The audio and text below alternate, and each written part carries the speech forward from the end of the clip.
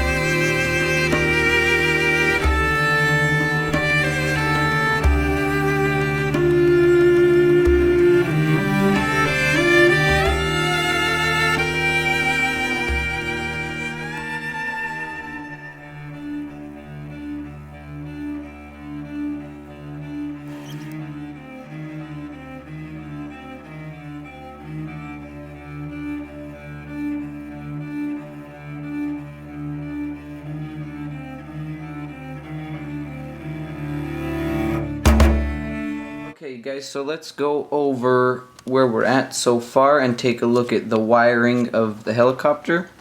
So one thing that I found I wanted to do with this heli, the wiring was a little tricky to do because space is really tight and there's a lot to put onto it.